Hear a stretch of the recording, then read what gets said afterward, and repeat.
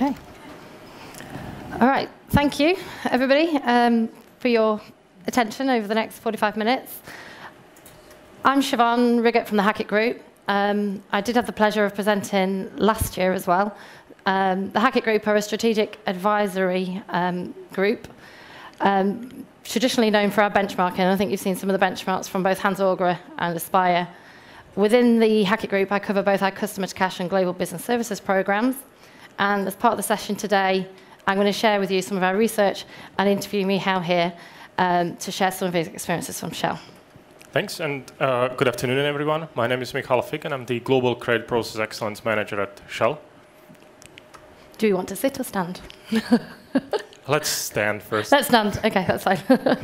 Right, let me put my glasses down. And just to tell you guys, I don't have any cheat sheet. Siobhann was so kind to agree that she's not going to ask any difficult question. But I had a few colleagues in the audience, and if I will struggle to get the answers, I'll just pick it up. OK. Works? No. Yeah. OK. All right, so the format is I'm going to share a little bit of research, a little bit of data, talk you through it, and then ask me to have some specific questions on those areas. So first thing I should say is a lot of the data that I'm going to share with you today is based on our annual GBS performance study. It's a study we've been doing 15 years. Typically within the survey, we look at the evolution, maturity of shared services, what's included within the scope, and then each year there'll be specific topics that we look at which are pertinent at that time. So this year, customer centricity was one, along with digital transformation, which would be no surprise. OK, so sort of touch on some of the key findings. Really, one of the things we looked at is the accomplishment of GBS organisations. So looked at questions around sort of cost perspective, how GBS organisations are supporting the business in terms of the alignment of their objectives. And I think the key thing is obviously GBS organisations and shared services have been around for a number of years now. It's a fairly proven strategy. Focus traditionally has been around cost, compliance, and increasingly we see that move into sort of areas around customer centricity and more around the partnership side. Touching a little bit on the model. The model, again, shared services typically started within finance. So finance, single function, shared services, moving through, adding functions in, becoming a multi-function GBS and a truly integrated model, which is why obviously the Shell is a great example that we're going to talk about today. Digital transformation. So anybody here heard of digital transformation? Anybody would want to have a go at defining digital transformation? I'm certainly not going to try and define what do we include within the scope of digital transformation, other than every time you open a piece of research, your inbox, digital transformation is obviously one of the key topics that we're all facing today. And struggling to get to grasp really in terms of what does that look like from a shared services and a customer to cash perspective. And then the other key topic coming out of the GBS study is around customer centricity. And this links quite closely to the operating model and the growth in terms of maturity of shared services. You know, starting from a single function, and if the aspiration is to aspire to a multi-function model, then of course you've got to earn the trust of the organisation and earn the right effectively to do more and support the business in doing more. Get to some questions. OK. So that's, again, I'm going to skip this slide fairly quickly. But this was a question around, again, what are the strategic objectives of the shared services or GBS organisation? And it continues to be, the primary focus tends to be around supporting the business in terms of what the business does best, which would be typically revenue. But, you know, from a cost perspective, the economies of scale that are gained through shared services, and also the compliance. And we see the customer centricity bit climbing up that scale. OK. So again, already touched a little bit on finance, really, was typically where shared services start their journey. And finance is still the prevalent function that we see within the shared services. So what I've got on the slide here is some numbers. So again, this is taken from our GBS study. So it's slightly biased in the sense of it's shared services and GBS organisations that are participating in it. But what we get from that is that effectively 79% of FTEs within finance of these organisations reside within and are part of the GBS organisation. So really, effectively, 80% of FTEs from finance sit within the GBS organisation. Behind that, we see the sort of HR, IT, indirect procurement. Key thing is we see finance is probably pushed the boundaries as far as it's going to go. There's going to see some incremental increases, but it's really those other functions where we're going to see some double-digit increases over the next few years. Okay, so that brings me to some questions around Shell and the scope of Shell's GBS. Oh, so I could skip back to that slide. So really asking me how about Shell's journey in terms of Shell business operations, which I know is the GBS term, about how long it's been established and what functions are in it and how that's changed over time.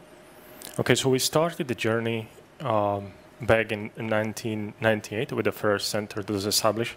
And over the period of the last 19 years, we are successfully delivering the strategy on integrating the business operations in cost-effective locations where there's sufficient amount of talent. And today we would have the 7 centers, one in Glasgow, one here in Krakow, one in Cape Town, 2 in India, one in Chennai, one in Bangalore, one in Kuala Lumpur, and one in Manila. And in total, we would have about 13,000 people working in those centers. Yeah. So Krakow is probably the most relevant to the audience here. And in Krakow, we would have today around 2,600 people supporting the finance operation and data. So very similar to the finance scope you see there. We would have HR services, we would have IT, real estate, contract and procurement, we would have the legal part of it, and the number of the processes that are covering the customer service type of the roles and the sales support. Yeah, I was going to say, and in terms of those numbers, I think that puts you in the sort of like top 5 in terms of GBS organisations. I think HP is up there as one of them, but yeah, I think that's like number 5 or number 6 in terms of percentage of FTEs in your GBS versus total. And one thing to add, if we look at the portfolio of the GBS that we have today, it is still evolving. So as we speak, we got 2 centers, one in Glasgow and one in Cape Town, which we are in the process of closing down and migrating the activities to the remaining centers. And this is basically boiling down to the affordability and the wage arbitrage we can get, especially from the Glasgow center. And then also the talent, which we reach the critical mass in all the others. So we are able to make that move now. So I was going to say, so how, if you take the Krakow Centre, how has maybe the scope of the activities in the Krakow Centre changed over time? So we started in 2006, really with the finance processes. Yeah. And then over the period of time, it was adding the customer-facing processes, and the customer-to-cash organization came into the picture. The HR services, contract and procurement, and then the latest additions are around the real estate and legal, which were just added the last year. Yeah. And also, I think you probably touched on it a little bit, the 7 centres and moving down to 5. Is Krakow very much a centre to service the European market, or does it is there activities within it that it covers for Shell on a global basis? So it will depend by the function. Yeah. When we'll zoom in into the credit space, then in credit predominantly we'll be representing the whole Europe-Africa scope. Kuala Lumpur will be covering the majority of the Asian countries, and then we will have American operations run from the Manila. Okay, all right. And I think you sort of said, obviously, still adding this, you still see opportunity maybe to add to the scope of the, is there a sort of a framework as to how you assess activities that maybe are appropriate to include within the GBS or not, or lend themselves to the GBS skill set? When it comes to the framework, we use the same framework across entire the Shell business operations structure, and it's a 3-level framework. On the very top, we would have the Business Operation Council, and this Business Operation Council will be represented by the EVPs from the functions which are already in a center. And those EVPs will provide a strategic drive for the direction of the centers. They will approve the footprint of the centers, and they are also driving the engagement with the SBOs, with the business partners, make sure that all parties are engaged, and also all parties can contribute to the success of the Shell business centers. On level below, we would have the Business Operation Council, and this Business Operation Council is represented by the VPs from those functions. And the VPs basically take care of all the operational aspects, so they will provide the expectation for the FTE, for the staffing, plan for the migration, operationally execute what is the strategy for the centers. They will also sign off the tariff. So every year we change how much we charge the business units for the services and operations provided in the center. And then on the lowest operational level, on the center level, we would have the center leadership team. And then in that space, we would have the representative from the functions, again, on a VP-1 level. And then they will basically build the priorities for the given center for the agendas that require cooperation across the organizational boundaries. Okay. So it's a fairly proven, I was going to say, I was talking to somebody last night about transitions and the experience of working in different organizations, and the methodology for the transitions. Obviously, it's a fairly proven path in Shell. It has, yeah. Yeah. Okay. All right. So we're going to drill down a little bit more about sort of customer to cash processes and explore those a little bit in terms of how they look. That looks with Shell, and specifically credit. This is sort of a conceptual view of finance, and I don't know how clearly that can be seen or not.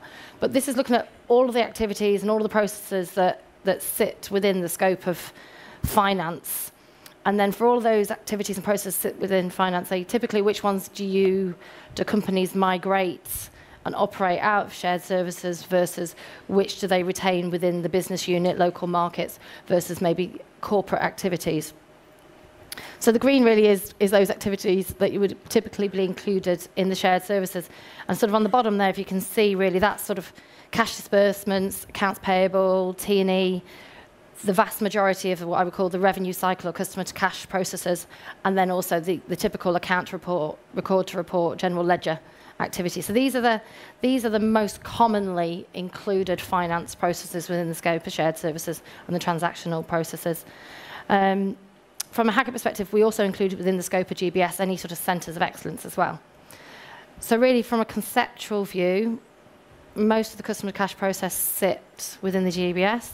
That doesn't necessarily mean all of the FTEs for that given process would sit within the GBS. There'd be some sort of level of hybrid or optimized model. So then what I've got here is some data. I wouldn't expect you to be able to see this, but again, if we follow the lines, the big blue line is the percentage included in the GBS. So this is looking purely at those transactional processes and the frequency or the percentage of FTEs that are included within the GBS or shared service centre organisation. Top one on the list there is accounts payable. So again, if I go back to finance, is predominantly the first function to be included in the GBS. Accounts payable is typically the first process that is transitioned across. Sitting below that, you've got the vast majority of the customer cash processes.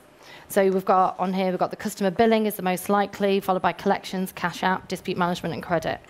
They're all in a fairly high percentage. And what I should add at this point is when we do the GBS study, we look at top quartile performance versus sort of midpoint. So this is actually looking at the top quartile companies in terms of efficiency and effectiveness. So this is sort of saying world-class organisations, what percentage are they included in? And they've typically pushed the boundary further than the peer organisations. And if you look at that from a finance overall, I think that's like 63% of FTEs within finance for transactional processes. Okay, so that point really, just want to ask some questions really about how these numbers maybe compare or how these benchmarks compare from a Shell perspective. Are you fairly aligned? So the numbers are very similar, and the last year we completed the probably most complex transition of the credit organization. And in principle, the entire cash allocation process, we call it here, or cash application, we call it here, and the debt collection are operated out of the centers. We do have a few exceptions to that, and those are the countries where there is basically no benefit from wage arbitrage and all the other benefits. So if you look at the countries where the labor is very cheap, like Pakistan, for example, even if we pilot with all the other benefits added by moving and consolidating in one of the locations, we are not able to offset that gap. So those operations still remain in the countries. But we would have only 3 or 4 countries globally where that will still be performed in a country.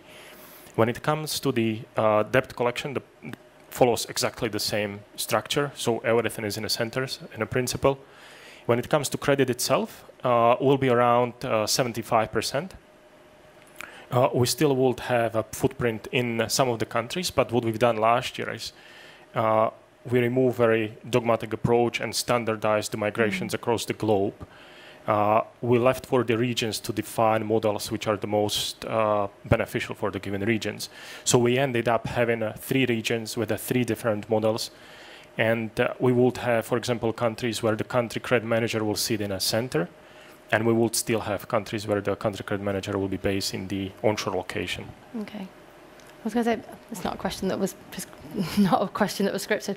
Do you have GBS teams that would like maybe sit, say, in the UK? So I know there's other organisations where it's actually part of the GBS team or the Shell Business Operations, but actually they sit outside of and within the business, or would they all? Pretty much, it's always within the 5 centres or 7 centres. So we would have the part of the organisation I'm leading, which are still sitting in the countries, but the organisation on their report through their bosses all the way to me. All right. Okay, that's all right. Okay, and I know obviously you're part of the process excellence team, so trying to maybe see where the process excellence team then fits into the overall organisation of Shell Business Operations, and I think we talked a little bit about the scope of the process excellence team and how that maybe relates to, is that in line with the scope of the Shell Business Operations, or maybe wider or narrower? So it's not quite aligned. Maybe let me give a little bit of background. Historically, we would have the process excellence organisation sitting in a country, and it will be built out of the credit experts with a different level of expertise, either functional or technical. And over the period of time, it started to evolve, and the critical mass in centers started to increase. So back in 2014, we created a team which was aimed to support the part of operation being based in the Shell Business Operations in the centers. And last year, we completed the transition where we phase out the support in the onshore location and bring all those to be co-located with the operations in the Shell Business Operations in the centers. So currently, we would provide a support from the centers for the entire credit organization, both internally in centers and sitting in the countries, and also, of course, working closely with the entire customer to cash space. Because our predominant role is basically to ensure seamless integration of the changes happening outside. And as soon as they are impacting the credit, we will assess that and implement in a credit. And then, of course, we will drive all the change agenda for the systems, for the processes changes, the entire L&D agenda for the entire credit organization. We will drive the planning and appraisal MI activities and the compliance. So quite a broad range of activities that are covered now from the process excellence organization. Okay, that's interesting as well, I suppose, because that it can sit outside of, like you say, you've got such a large percentage of the scope within the GBS that actually it makes sense for that process excellence team to sit within and support those activities outside. Okay. So then we're going to talk about maybe some of the activities undertaken by the process excellence team, and maybe talk about some of the successes and initiatives you've had in recent years, whether it relates to any component of what I call service delivery, whether that relates to the decision about service placement, process optimization, definition of roles. So that's a very wide question. Yeah, it is a really wide question, and probably the example that we'll use is that we continue to evolve, and as the operational side of the organization, also the process excellence organization continue to evolve. And when we started the migrating processes into the centers back in 2008, we were doing the lift and shift approach. So the way it was executed in the onshore locations in any countries was brought into the centers. After a short stabilization, it was broken up by processes. So we broke the entire credit process in 5 distinctive parts. We separated the cash application here into the 2, so it was cash application and cash allocation. Debt collection, credit assessment, and debt recovery. And we built at that point of the time the process-based organization. So we would have the teams focusing just on the cash allocation, just on debt collection, just on the assessment. And on a backbone of driving all the simplification, standardization, a lot of automation in this functional organization, we reached a stage where we decided to bring it back together to the country structure. So back in 2013, we regrouped it again to the country structure. And from that time onwards, we operate teams on a country level.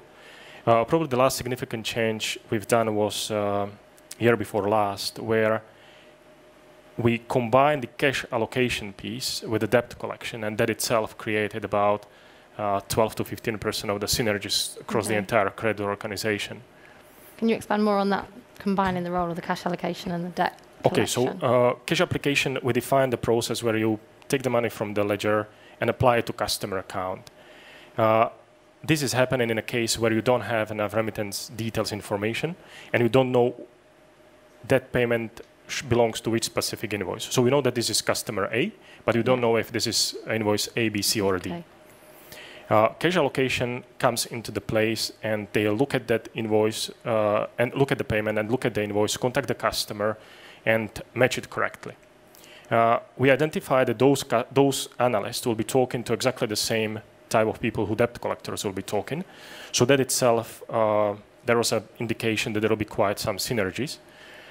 We piloted that an approach in a few countries where we were having the staff shortages, so we needed to had a very good pilot ground, and then it proved that it's very successful, and afterwards we rolled it out globally.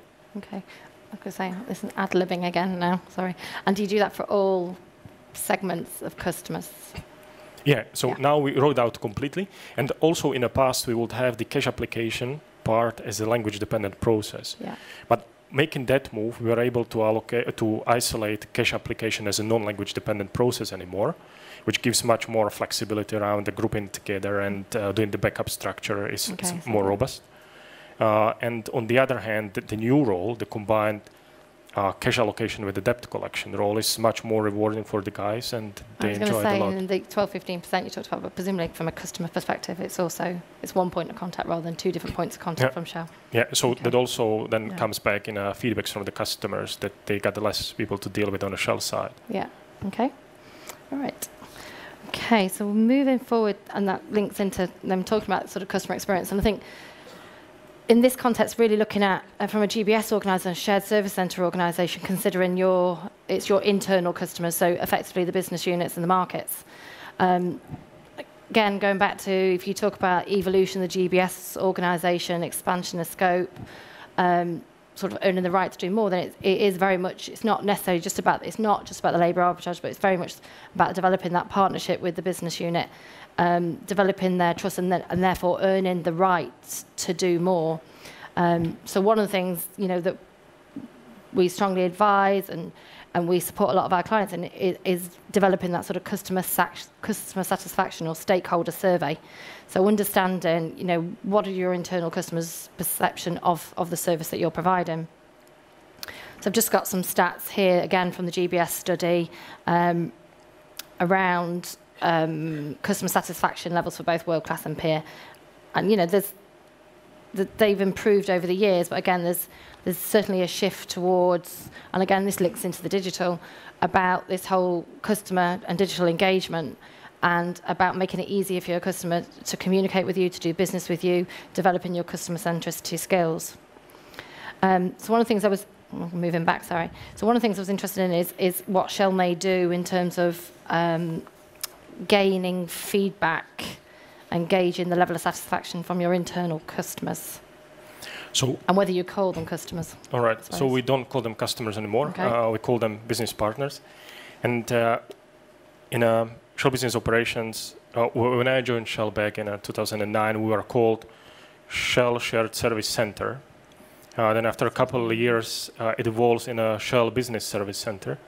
And finally, it moved to Shell Business Operation. And this nomenclature change a little bit reflects how the organization evolves.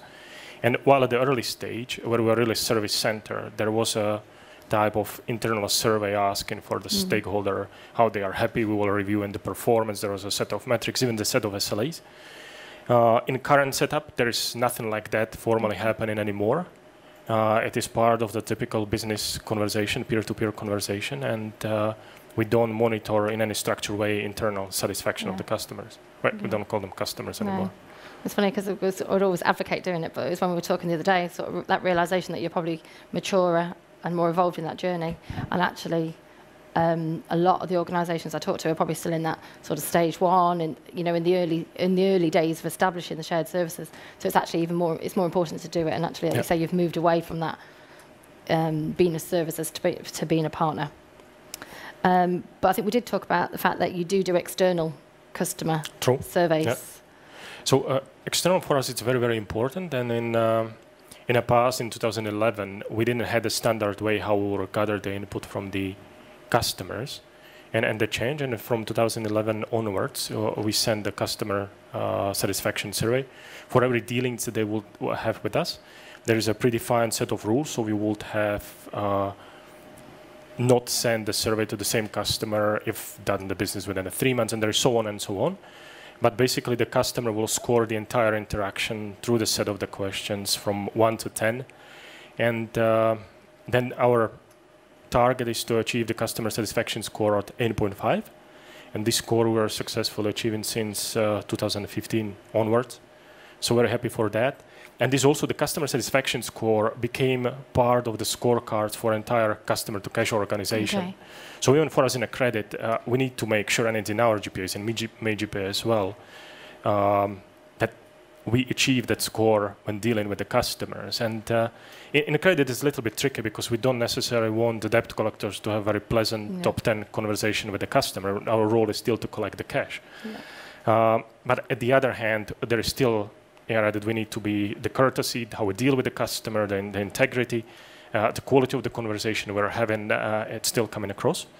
And then part of the survey is also the verbatim feedback, where a customer can, it's verbatim, it's basically free text, where a customer can share whatever opinion they have about dealings. And those were also very carefully taken into the consideration and making sure that it's action upon that. Yeah, I was going to say it's always important to get that open feedback, but obviously it also gives it challenges in terms of trying to collate it. And so there is a bit of a challenge, because it will be coming in a local language. Yeah. So you will need to have the team allocated to that, to review that, and then we will need to look for the patterns globally if there is something that, if there is a significant gap in terms of the training, or if there is a pattern that it's popping up across the world, and then we will need to adjust on the learning and development side and close that gap. Close that gap. Okay, cool. All right, so on to digital. First comment is, I think we talked about this, digital isn't robotics, it's a lot more than robotics, it's one component of it. I don't know, I almost want to do a show of hands and say who in the room is doing anything on robotics? Okay. Anybody out beyond the pilot or proof of concept stage in terms of robotics? Was that one hand? Two. And would you know if you've got a digital transformation roadmap that expands and includes and is wider than robotics? Okay, same hands. Okay. All right. Okay, this is going to share. This is a framework that we've used a number of different times, and at the upper part of it in the green. And again, I wouldn't expect you to be able to look at it. It sort of lays out the demands that you have as an organisation in terms of delighting customers, in terms of managing costs, in terms of being agile. These are all the different demands that are placed on all of us, on organisations, on GBS, on credit teams, wherever you are. And also, and added into that is this increased focus on, like I said, delighting the customer, being more customer-centric, providing your customer with multiple ways and omni-channels in terms of the way that they contact you, looking at your processes from a far more customer-centric perspective. And I think it is very true to say, I think feels like there's an awful lot changing at the minute. The rate of change is increasing. I think there's some stats we included in our forums back in June, around the power of the iPhone compared to what NASA's power was back in 1969, and the iPhone 6 is actually more powerful. I think it's fair to say that the rate of change is increasing, and I think a lot of the things that maybe we talked about 15, 20 years ago we're seeing now, and maybe it's not so clear what we're going to see in the next 15, 20 years. But in the blue here, just trying to look at some of the things that we're seeing around digital from an operation perspective, and robotics is one of those. And I think 2 years ago, I had a lot of clients asking me, what is robotics, what is RPA, trying to understand who the vendors are. And I think that has, that's moved on. Most of the clients I talk to now are doing something, have whether it be a proof of concept or pilot, or have actually, gone to some sort of scale of economy. But then there's other things in this you won't be able to see on the blue in the terms of technologies that we're talking about, which maybe the jury is still out on, and or maybe are unproven, and things like blockchain would be a good example. And again, 2 years ago I was getting asked what RPA is, and that was a constant question. Now it's people saying blockchain, and I'm like, okay, what do you want to know? It's like, well, I don't know anything. What is it? Literally, what is it? And that is one where the RPA, we've got lots of case examples nowadays. I think the blockchain, I know that there's a couple. I think Maersk is the one that's been out in the press working with IBM, and that's the one that's out. But again, that's sort of pilot stage, and there's a few different ones we can find in the press about pilots with Maersk, but with blockchain. But again, very much the jury is out. Is this the biggest thing or not? And obviously, a lot of people are just waiting and looking. And then the other thing from a digital transformation is around the analytics, the predictive capabilities, the big data. So it's really about all of those different things that that we use to increase the efficiency from an engagement perspective, but it's also about all of those other elements really in terms of the data and information. As we're developing all of these different systems, we've got so much more data, and it's about how do you get a handle and grasp on that. From our study that we, again, the GBS study which we ran in January, we looked and asked the question around percentage of GBS organisations that have got a digital roadmap in place. I think half, basically just less than half, or around half, have. So it's like whether you say 50% is good or it's only 50%, I'm not sure. But 50% had them in place. But the biggest concern was around the skills and talent and the resources in order to be able to support that strategy. So that's maybe something I wanted to ask. I've just got one more slide, I think, actually. So I think there is no doubt about organisations, that digital transformation is there, that everybody is looking at it, understanding what they need to put in their roadmap, not quite sure of, the breadth and scope, but know that it's something that needs to be addressed and there is productivity and agility gains to be had from it. Okay. So at that point, really, I just want to ask some questions around and I'm not going to talk about Shell overall, but from a credit perspective, do you have a digital transformation roadmap, and maybe some of the examples of things that includes? Yeah, so we started to build a digital transformation roadmap, and this is included in the integrated process plan. And the roadmap would have a few components in that. So on the one side, it is a multi-year journey of exploration. Yeah. It's not a one-year plan that this is what we are going to achieve.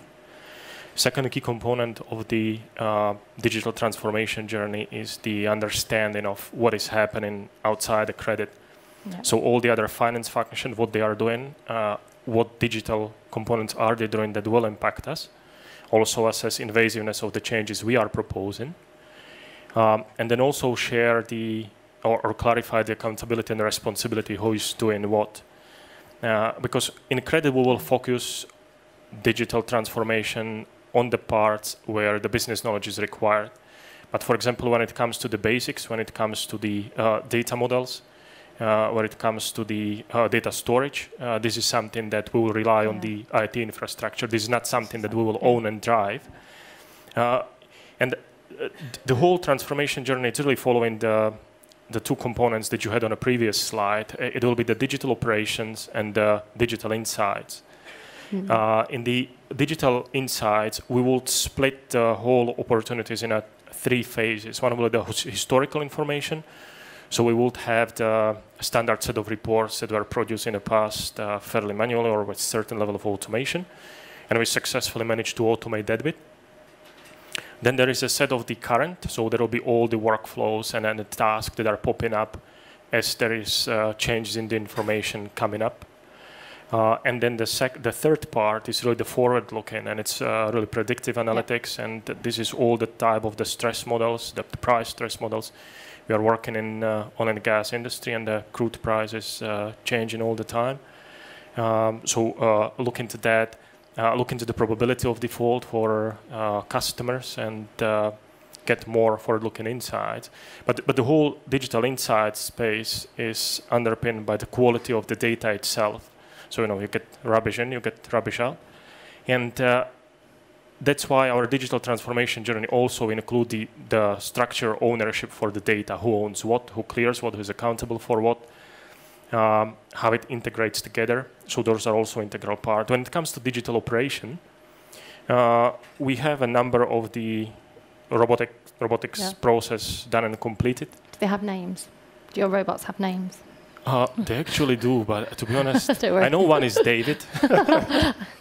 I don't know the other names, but that's exactly how we approached it at the beginning, because we also wanted to make sure that robots are always an integral part of the team, and it's easier to call someone David than call it RP, whatever number.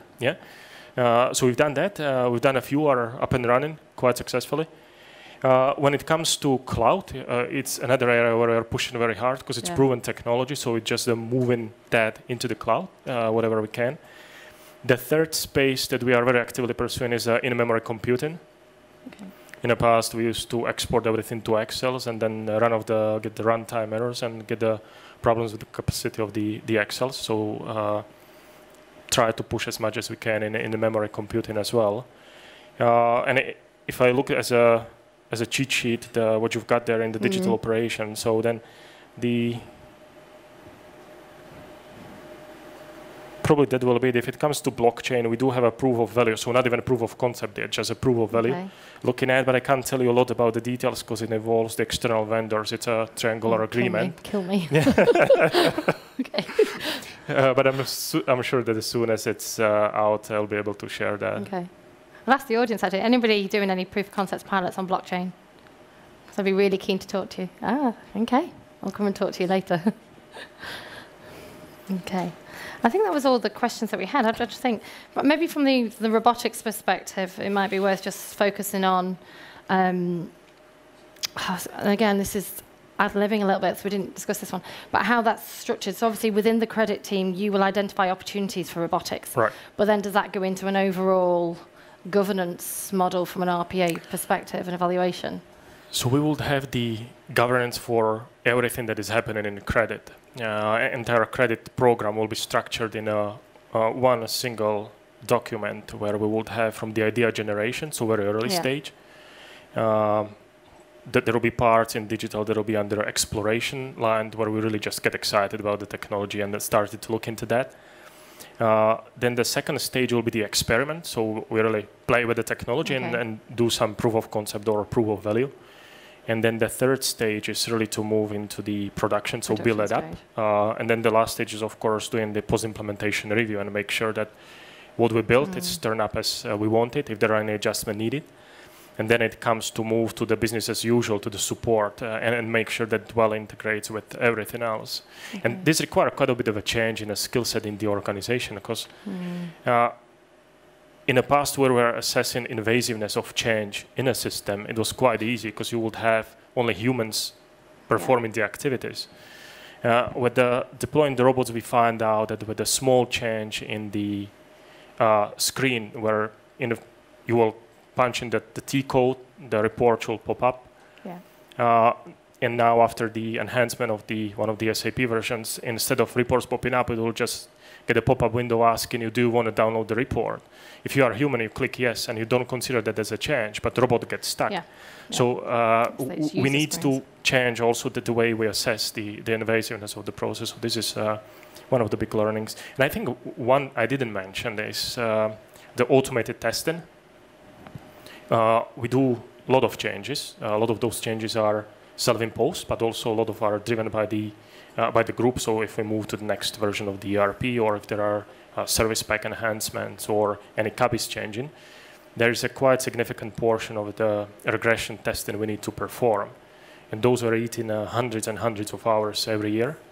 So now we are moving that into the automated testing, and we have a set of scenarios, hundreds of them that are retested. You got the automated results. You got a quick analysis when it gets stuck, what is the root cause for that. And then we really focus the time just on understanding how to get it fixed, rather than running the test and pulling the people out of the operation to do those testing. Okay. And I was going to say, actually, there was one last question, which is around when I said one of the challenges is that 50% of organisations have a roadmap in place, but the real issue is around the resourcing side of it. I was going to say, what's your experience maybe around sort of skill sets, the different skill sets that may be required in terms of some of these activities that you're looking at? So we changed it quite drastically. So in the past, when I was mentioning the evolution of the credit process excellence team, those were predominantly credit experts. Today, we would hire the data scientist, which is a completely different skill set, had no clue about the credit, how it works, but they are very smart with the SAS and all the other tools that are used there to help us on the automation journey. So really the skill set is changing. We also see quite a bit of a competition on the market. Not so much in Krakow, but mainly if we look at the places like Manila, the competition is really, really strong, and to get a decent quality data scientist, it's getting more and more difficult. Yeah. And I think we talked about the retention issues with that as well, in terms of what's the aspirations and what's the... Yeah, okay. And then also that the whole structure is built in a way that, we don't expect those individuals to support just a given specific robot or automation piece. They need to be able to sit and analyze the problem and find the solution. So quite high expectation. It took us quite a while just to define what we are really looking for, because if you go to the market and you ask for a data scientist, I'm like, okay, what does that job profile look like? Indeed. Yeah. I don't think I'm qualified for it. That brings me to the end of all my questions, so thank you. But I don't know if any of the audience got any questions that you'd like to ask either myself or Michal. Been very quiet these last couple of days. Hi.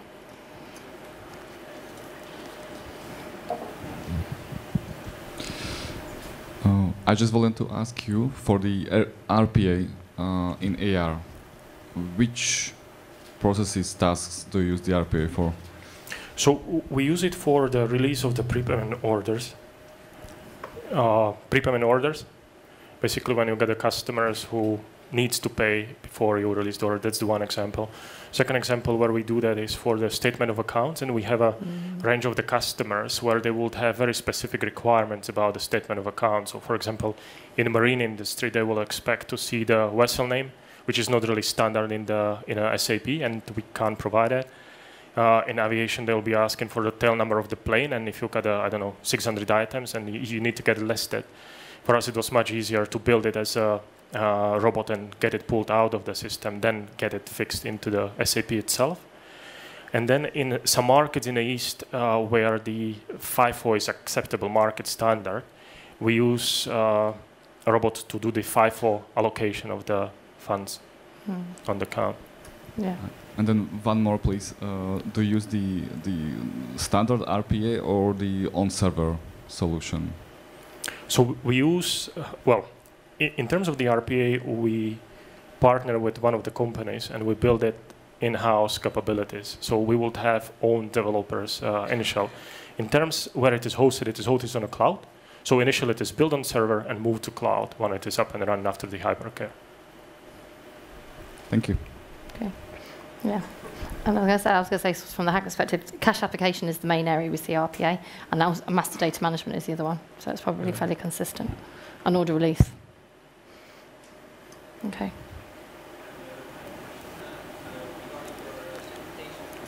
Sorry, your mic is not on. It's really bright. Yeah, they want me to sing again. You know? I can do a little dance. No, I was very. Thanks for sharing all these experience, because I think it's very interesting to hear. And I was just going back to your mix of bringing. Wow. That was a nice song. No, of bringing the collections and the cache application together again. You know. Right. And the segmentation, because the key question was around the segmentation, and I understand, you from a customer perspective, as well as job fulfillment and also the overlaps, you were actually bringing the total activity together. And I've seen splits, people bringing things together again, and the question is like looking at segmentation of the customer base and repetitive type of activities. Are there, why did you decide? I can imagine for the bigger customers it makes sense to bring it together, but I can imagine for the smaller customers who don't have a lot of repetition, that you actually keep the split. But you went for the full integration. Why?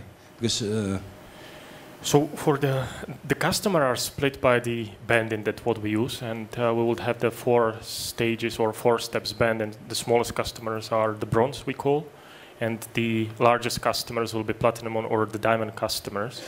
And the small portfolio base, we tend to push for touchless, so really have minimum or no interaction with the customers. No interactions means no voice interaction or no email interaction. Everything should happen through the system itself. And we were able to achieve the level that was so insignificant that it made no sense to keep it out from that merge. So that's why we just basically lump it all, and then organizationally it was much easier for us to have it all aligned across the organization, across all customers. Mm. Yeah. So it was actually because you made the first step, you were able to make the second step afterwards. Then so you had to go to the automation phase, and then you can actually bring it back together again, because that's the very, it's like a roadmap, right? That Indeed, you follow. yeah. So Yeah. okay, thanks. I can't remember. Do you I was going to say, I know your direct debits percentage is really high on that one, isn't it? So it is, like you said, it's really highly automated. So you include it, but it's at the end of the day, it's already, you're not expecting to do that interaction at that level. Yeah, right. So it will depend on a country and on the market. Oh, we're up. We're out. We would have roughly 800,000 payments received each month globally. And we would have around 82% automation. So we would still have quite a portion of the transactions that requires the manual intervention. Mm. Okay. Just one last question. Sure. One last question, if I could. I'm going to put you on the spot. Yesterday, the new president of Shell indicated that Shell would be migrating from an oil company to a gas company. Okay. Thinking ahead, just speculating, based on all of the work you've done, is the portability of the concept that you've invested on portable to a new environment wherein your core competency is in gas? I mean, does a gas, I'm not familiar with the natural gas industry, but are there crackers associated with it? Do you have upstream and downstream similarly? And what do you think that will do to the positive momentum that you have with the centers? So on the short and midterm, it will not do anything. As a company, as an enterprise, we would have the upstream business where we explore and produce both oil and gas. And what he was referring to is that we shift more from oil to gas portfolio, simply because there is still much more gas resources. There are much less emissions in terms of the carbon footprint. And that's why the decision is to optimize the portfolio more towards gas and phase out the oil. But when it comes to the market and businesses and then the products we sell, some of the gas is used to be turned into the products.